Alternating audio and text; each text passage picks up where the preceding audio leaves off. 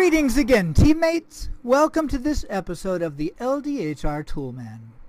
You know, we've begun a series that explores how we can prioritize our LDHR functions to make sure we're able to accomplish that which is most important and crucial for the fulfillment of our mission. In the overview session, we introduced an 8-step process to help us prioritize our LDHR ministry functions. For this session, we'll consider the importance of good preparation in the process by taking a closer look at the first 3 steps: familiarize, contextualize, and gather. So let's start by looking at the first step, familiarize. In our case, this seeks to answer what is the purpose and outcomes for LDHR. For this, we'll use our LDHR framework document. You can locate this document in the LDHR.org website. Here, we're reminded that the mission of LDHR is the mission of our global movement, to win, build, and send Christ-centered multiplying disciples who will launch spiritual movements. The unique role that LDHR plays in fulfilling that mission is to partner together in developing effective leaders, growing people, and healthy teams to accelerate movements everywhere. To do that, we focus on 4 specific quadrants. Strategy, with the desired outcome of partnering with mission leaders to help achieve our people objectives. Development, with the desired outcome of developing leaders who will effectively build movements. Care seeks to ensure that all staff are known, needed, and have a future.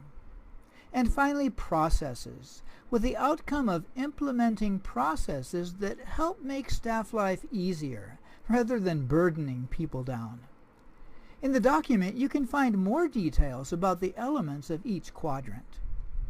Knowing this helps free us up and empower us by giving guidelines and boundaries to evaluate what we're doing and ensure that we can choose to focus on the most important and foundational things. Now, of course, you may still feel that the scope is quite broad and daunting. But hey, this is just the first step, so hang in there. The remaining 7 steps will help you define your priorities more clearly so you can focus primarily on that which will ensure your greatest effectiveness based on your current realities and capacity. Step 2 is to contextualize. You want to find out what you need to know, both quantitatively and qualitatively, about the context of your ministry environment. Here, things like the National Strategic Plan and feedback from other leaders on the effectiveness of your LDHR ministry would be helpful. Some questions you can use either formally or informally to gather needed information include: what do you feel LDHR does well? What is the reputation of LDHR in our country? What does LDHR need to do more of or start doing?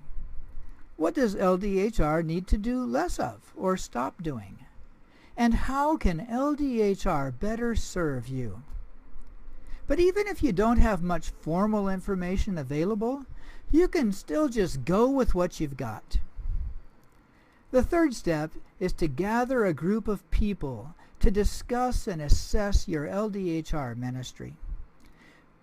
This process is designed to form the basis of a discussion, and it's important to get the input of others who have a vested interest in the effectiveness of your LDHR ministry. In addition to your immediate team, you might also want to include others who are stakeholders in different aspects of your people ministry.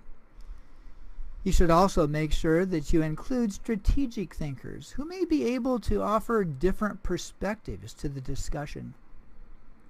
Well, I hope this has been helpful. Let me encourage you to review the LDHR framework and ensure that you're building on the right foundations. In other episodes, we'll take a look at some practical tools designed to help us effectively apply the processes in order to accomplish your mission. Until next time, this is the LDHR Toolman.